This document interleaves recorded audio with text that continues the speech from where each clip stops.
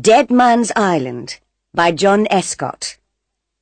Published and copyright Oxford University Press, 1992. Chapter 1. Coming to England. My name is Carol Sanders. I live in England now, but when I was younger, I lived in Hong Kong. My father was a businessman there, and my mother worked as a secretary. We lived in Hong Kong for 7 years. I was happy at school, with lots of friends, and we had a good time. I like pop music. The Rolling Stones, David Bowie, and Jake Rosso were my favourites. Jake Rosso was my favourite singer. He died in a car accident the year I left school.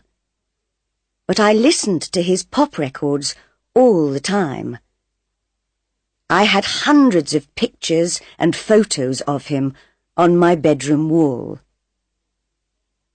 Then one day in winter, when I was 17, things began to go wrong for me. My father went to Australia on business. I loved him very much and didn't like him going away. "Come home quickly," I always said to him. He was in Australia for 2 weeks. Then on the day of his journey home, an aeroplane from Sydney crashed into the sea just south of Hong Kong. Everybody on the plane died.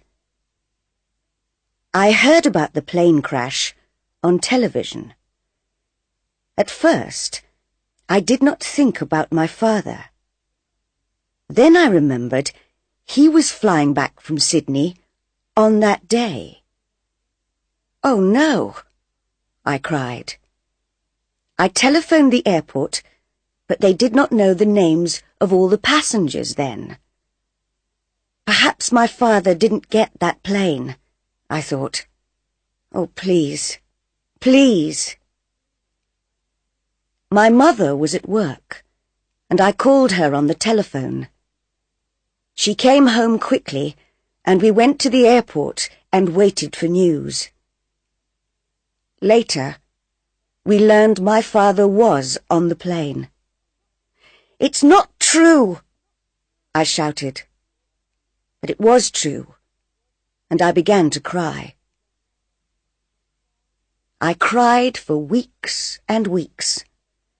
I spent many days alone in my room. I was lonely and sad, and I wanted to die too. I stopped going out with my friends. I didn't want to see other people. I stopped listening to Jake Rosso's records and took his pictures off my bedroom wall. I didn't listen to music or watch television. Nothing mattered anymore. Then I stopped crying. I stopped feeling sad and began to feel angry. Why did it happen to him? I asked my mother. Why do the best people die? Jake Rosso, my father. I don't know, Carol, my mother said. She was unhappy too. At the time of the plane crash, I was a student at college. I enjoyed the work and college life very much. But after my father's death, I stopped doing my work at the college. I began to go out with some new friends. They were different from my other friends, and my mother didn't like them. "They're bad people, Carol," she told me. "They do dangerous things." "They're exciting," I said, "and I like them." I knew she was angry, but I didn't care. But then I learned my new friends took drugs, and I began to take drugs too. It was wrong and stupid. I know that now. But I was unhappy and angry. The police came to the college to arrest some of the students. They didn't arrest me, but I had to leave the college. It was a bad time. My mother was very unhappy with me. "What am I going to do with you, Carol?" she said. "I'm sorry," I told her. "We'll go back to England," she said. "You can find a college there. Perhaps you can be happier in England." "All right," I said. "I want to forget what's happened. I want to forget what I've done and begin a new life, be a new person." A month later, we came back to England. We lived in London, in a hotel. It was strange at first, with all the red buses and everybody speaking English. It was the beginning of the summer, 3 months before college began in the autumn. London was full of tourists. We looked at all the famous buildings, Buckingham Palace, the Tower of London, and we went to restaurants and theatres in the evenings. It was interesting and exciting, and I began to forget the bad times in Hong Kong. "I'm pleased we came to London," I told my mother. But after a few weeks, she said, "You need to find a college, Carol. You must go on studying. And I need a job." That evening, we looked in the newspapers. "What about this?" I said. I showed my mother a job in the newspaper. "Secretary for the summer months on a small private island in Scotland. Live with the family in a big house. Interesting work and good pay for the right person. Phone Greta Ross, telephone number 071. "Well, that sounds interesting," said my mother. "I'd like to work as a secretary on an island in Scotland. It's a beautiful country, Carol, and you can go to college there in the autumn." "And it's a place to live for the summer," I said. "Hotels are expensive." My mother telephoned Greta Ross. "Come and see me tomorrow," Greta Ross told her. "Come to the Savoy Hotel at 11 o'clock. I went to the Savoy Hotel with my mother. It was big and expensive, bigger than our hotel, and in the centre of London. Mum needs this job, I thought, and a private island in Scotland is a nice place to live. Perhaps I can forget what's happened if I go there. "Room 22, said the woman at the hotel desk. "Go on up. Mrs. Ross will see you now." Greta Ross was waiting for us. She was about 30 years old and very beautiful. She wore an expensive red dress, and her hair was very long and dark. "This is my daughter Carol," said my mother.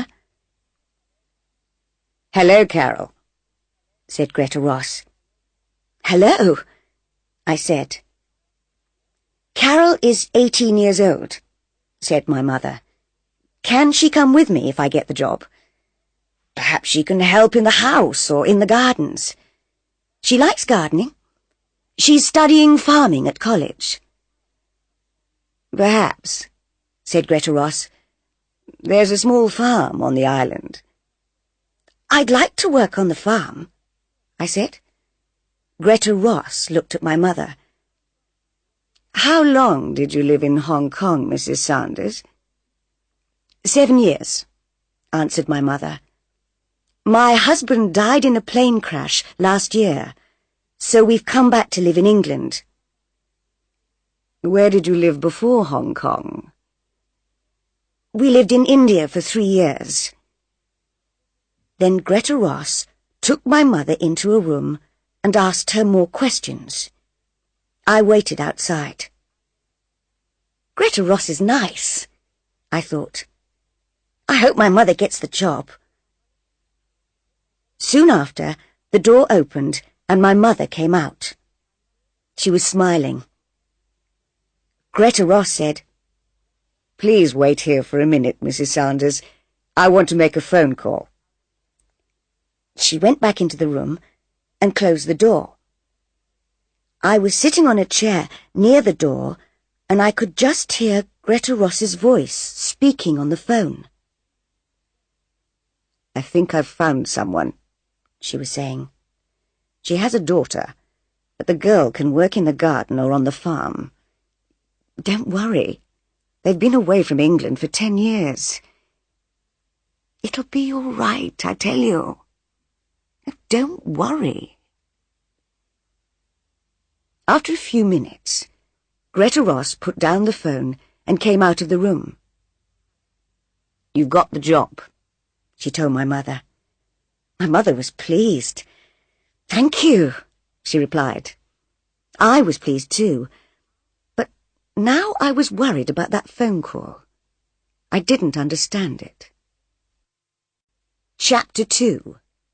The Island. We went to Scotland the next day, first by plane, then by train. Greta Ross travelled with us. I looked out of the train window and saw fields and villages and mountains. Mum is right, I thought. Scotland is a very beautiful place. "You're going to be my husband's secretary," Greta Ross told my mother. "He's a businessman, but he never leaves the island. He does all his work by telephone and letter and computer. He invests money in companies all over the world." "Do many people live on the island?" I asked. "Not many," said Greta Ross. "You'll meet them soon." Greta Ross is young, I thought. Is her husband young too? How can a young man buy an island? Is he very rich? After the train, we went on Mr. Ross's boat, which took us out to the island. The boatman was a young man. He had dark hair and was brown from the sun. "This is Tony," said Greta Ross. "He works for Mr. Ross." "Hi," said Tony. Soon we were near the island. I could see the beaches and the cliffs. The boat slowed down. "There are dangerous rocks round the island," explained Tony. "A lot of them are under the water and you can't see them. I have to be careful. But the rocks keep other boats away, and that pleases Mr. Ross." "Why?" I asked. Tony looked at Greta Ross, but she wasn't listening. "Mr. Ross doesn't like visitors to the island," Tony said in a quiet voice. Then Greta Ross looked at us, and Tony said no more. Why doesn't Mr. Ross like visitors? I thought. Has he something to hide? When we arrived on the island, my mother and I followed Greta up to the house. It was very big, and there were trees all around it. A woman was waiting inside the house. "This is Mrs. Duncan," Tony's mother," said Greta. "She's the housekeeper, and her husband is the gardener. Mrs. Duncan will take you up to your rooms. I'm going to tell Mr. Ross you've arrived." The housekeeper was a little woman with short hair. She went up the stairs, and my mother and I went after her. My room was next to my mother's. I looked out of the window and saw the gardens at the back of the house. A man was working in the garden near some trees. "Is that Mr. Duncan?" I thought. I looked between the trees and saw the sea. It's a beautiful house and a beautiful island. That evening, we had dinner with Mr. and Mrs. Duncan and Tony. We ate in the big kitchen. "What happened to Mr. Ross's last secretary?" asked my mother. "She's in hospital," replied Mrs. Duncan. "She's going to be away all summer." "Isn't Mrs. Ross lonely here?" I said. "No," said Mrs. Duncan.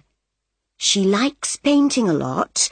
She has a room upstairs and goes there to paint. She's very good. Sometimes she goes to different places on the island to paint pictures." We finished eating our meal. Soon after, Greta Ross came into the kitchen. "Mr. Ross wants to see you and your daughter now, Mrs. Saunders," she said. "Follow me, please." We followed her through the house and into a big room. This was Mr. Ross's office, and he was sitting behind a desk. I was surprised. He was a young man, about 30.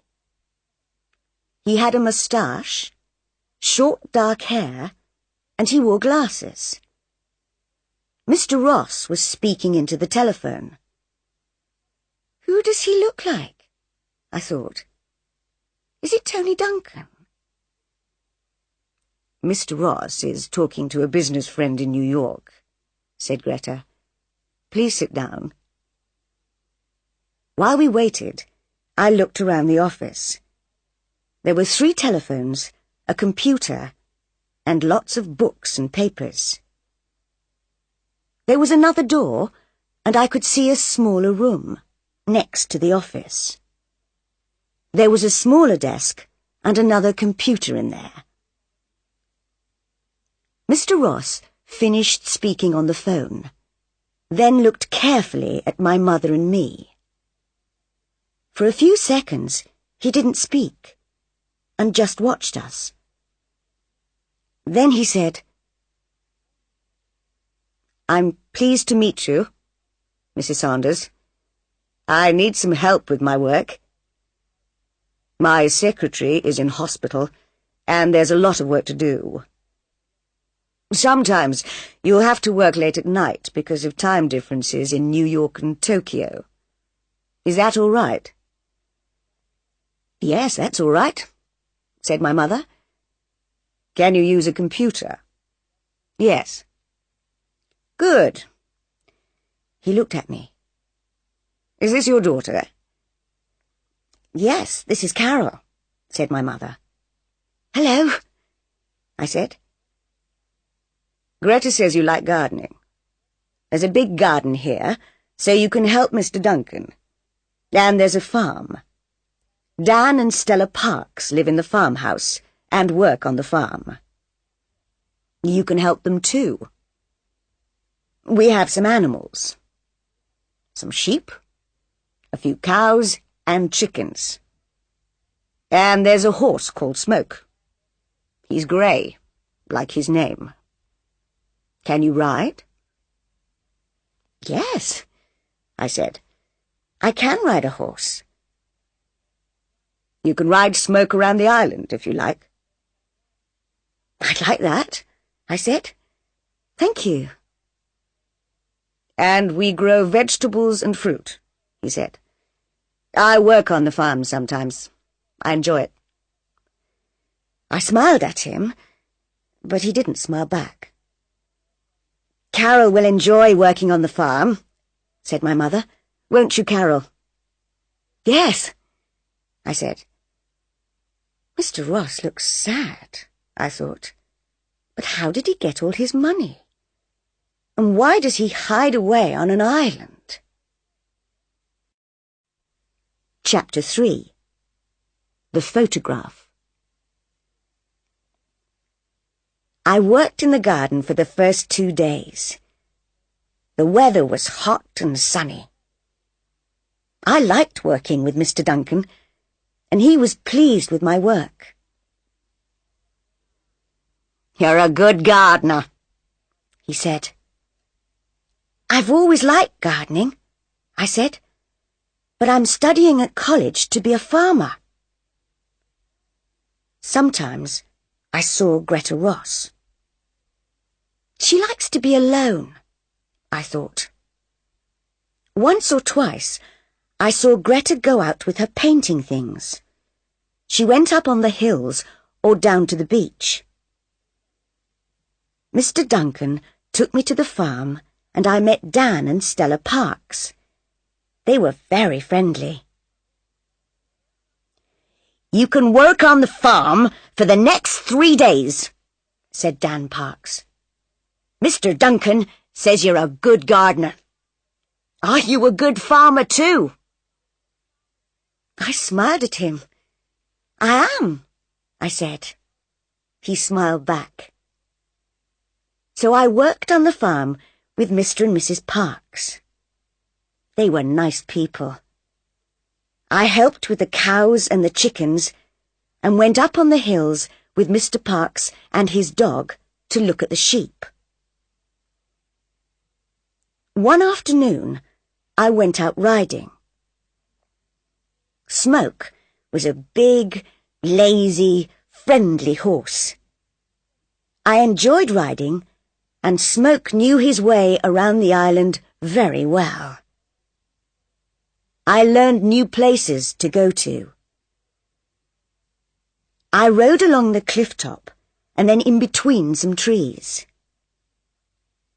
When we came out of the trees, I saw the house from the other side. I tried to find the window of my room. Which one was it? Suddenly, I saw a face at one of the windows. The face was looking at me. It was there for just a second or two, then it moved away quickly. Who was that? I thought. Was it Mr. Ross? And which room was it? I didn't see my mother very much that first week. She worked all day and in the evenings. She wrote letters to South America, Japan, Canada, and Australia. Sometimes she worked after I was in bed. "Mr. Ross works hard," she told me. "He invests money in many companies and countries, but it's not his money." "It's not?" I was surprised by this. "No, it's his wife's money, and she bought the island. It's her island, her house, her farm. Everything belongs to her." How strange. But why does Mr. Ross always look sad? And why does he never leave the island? I asked. "I don't know," said my mother. "He says he likes it here and likes working on his farm. It's strange, I know." Sometimes, when I finished work, I walked along the beaches or the cliffs, or I went swimming in the sea. I liked swimming. Greta Ross often came to the beach to swim, but Mr. Ross never came. "Stay away from the rocks, Carol," Greta Ross told me. "They're very dangerous." "I will," I said. Sometimes I took my camera to the beach and took photographs of some of the boats that went by. I took photographs of the birds on the cliffs. There were other small islands near our island, and boats with tourists stopped at them. But no boats stopped at our island. They kept away from the dangerous rocks. Tony was right. The island did not have visitors. One day, I was walking back to the house and had my camera with me. I stopped and looked at the big house. Mr. Duncan was working in the garden in front of it. At first, he didn't see me. "I'm going to take a photograph of the house," I thought. "The sun is in just the right place, and it will make a good picture." I looked at the building through my camera and took the photograph. Mr. Ross was coming out of a door. He was in my picture too, and he looked angry. "It's all right," I thought.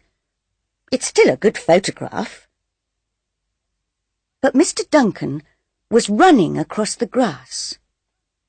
He came quickly up to me and said, "Give me your camera." He looked very worried. "What's wrong?" I asked in surprise. I gave him the camera. "Never take photographs of Mr. Ross," he said. And then he opened the back of my camera and took out the film. "Hey, what are you doing?" I said. "You'll spoil my film." But he didn't stop. "Sorry," he said, and he put the film into his pocket. "But no pictures of Mr. Ross. He doesn't like people to take pictures of him." Mr. Ross was watching us. He saw the camera, and he saw Mr. Duncan take out the film. But he said nothing.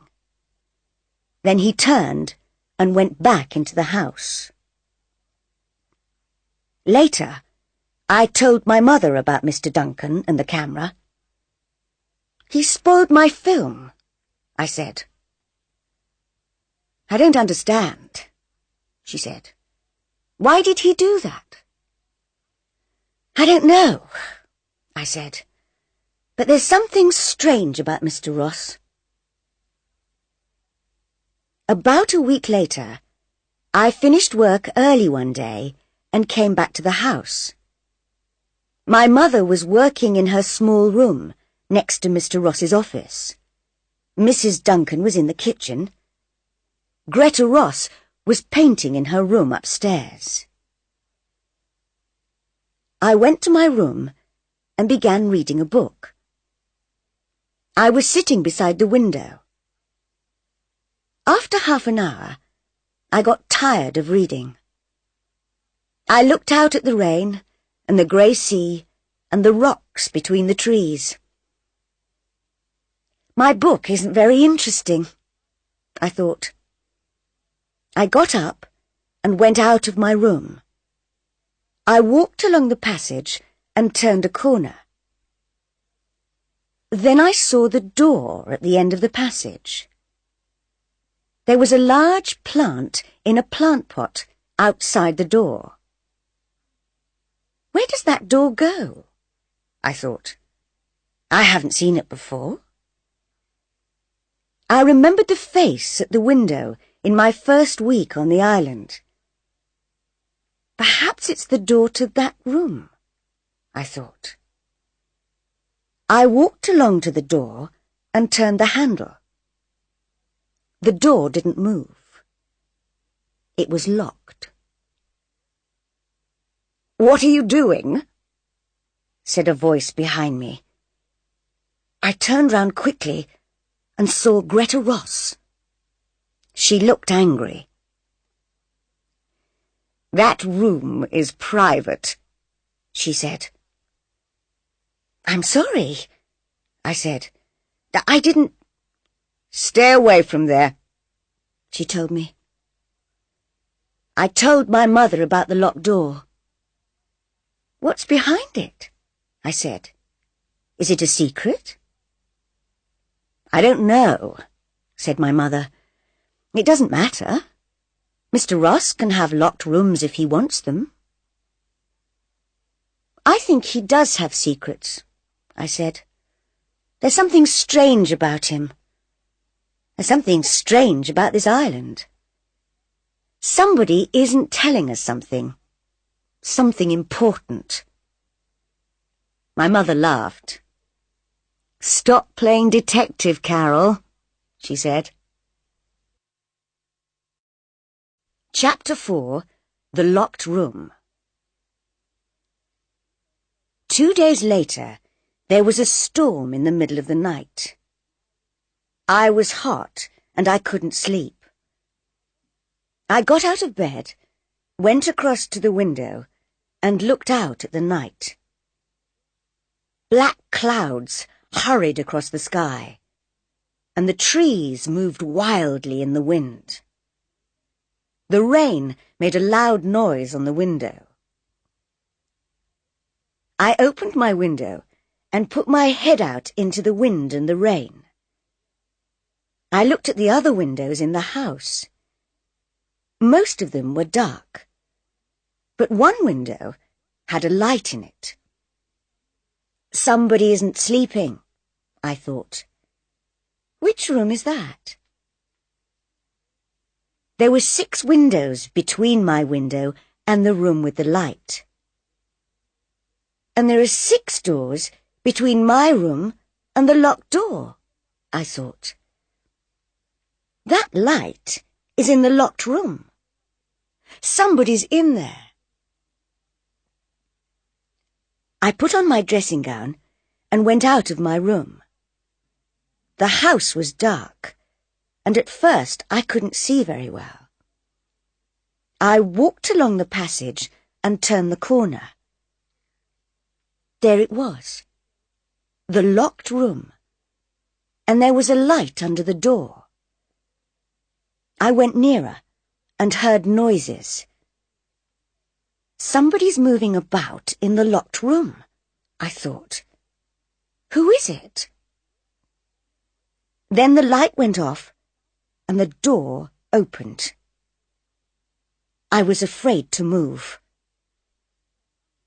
Somebody came out of the room and into the dark passage. Lightning suddenly lit up the house, and I saw who it was. "It's Mr. Ross," I thought. What was he doing in that room in the middle of the night? I didn't move, and he didn't see me. He locked the door of the room carefully. He didn't put the key in his pocket, but hid it in the plant pot next to the door.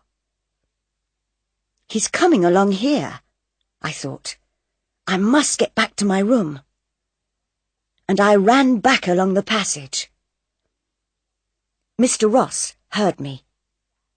"Who's that?" he called. I didn't answer, but ran into my room and closed the door. He came along the passage and stopped outside my door. Then he walked past and went on down the stairs. I took off my dressing gown and went back to bed. I was shaking because I was afraid. Now I know how to get into the locked room, I thought. But what's in there? There was no storm in the morning, but it was still raining. I got up early and worked on the farm. There were eggs from the chickens, and I put them in boxes. I helped to milk the cows and then took them out to the field. Later, I went back into the house for breakfast. "Did you sleep all right last night?" asked Mrs. Duncan. "Or did the storm wake you up?" "I slept all right," I said. I didn't want to tell her about the light in the locked room, or about Mr. Ross. After breakfast, I went back upstairs. Mr. Ross was talking on the telephone in his office. My mother was working at her desk. I knew that Mrs. Duncan was in the kitchen, and that Mr. Duncan was working in the garden.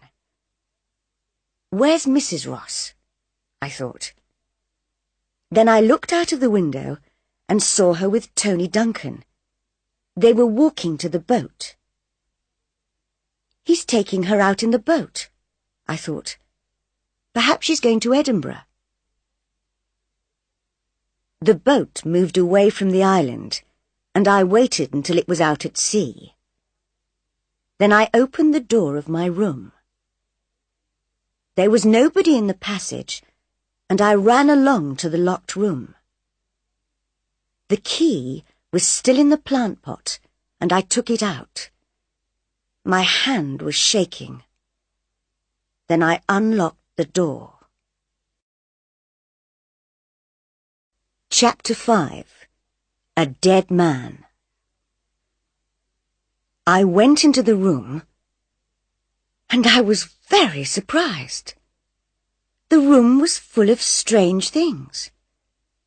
Coloured shirts and suits. 3 guitars. And there were posters and photographs on the wall. I looked at the posters. Jake Rosso's face looked down at me.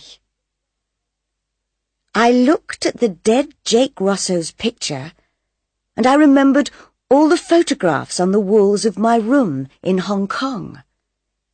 I could never forget that face, the face of my favourite singer. Then, while I looked at his face, something strange happened. I began to see another face in the posters. An older face, and with a moustache, but the same face. I saw the face of Mr. Ross. "No," I said, "it's not true." But it was. I knew it was. Mr. Ross is Jake Rosso. "No," said a voice behind me. I turned round and saw Mr. Ross. He was standing in the doorway. He looked afraid. "I don't believe you," I said. "You have to believe me." I looked at the posters. "Who is that, if it's not you?" "It's Jake Rosso. He was my brother." "That's not true," I shouted. "I don't believe you." "Listen, Jake Rosso was my favourite singer. I had hundreds of photos of him. I still have all his records.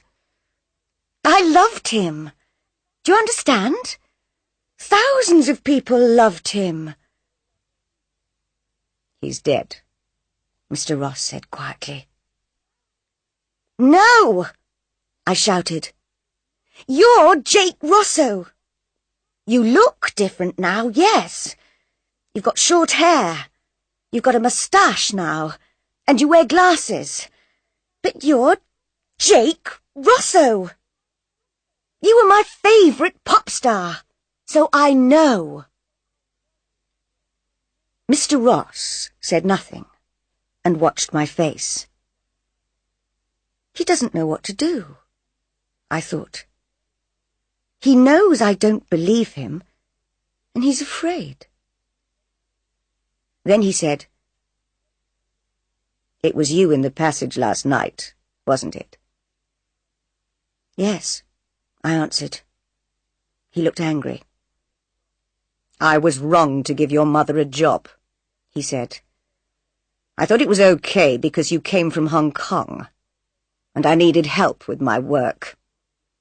I needed a good secretary. Does your other secretary know who you are? I asked.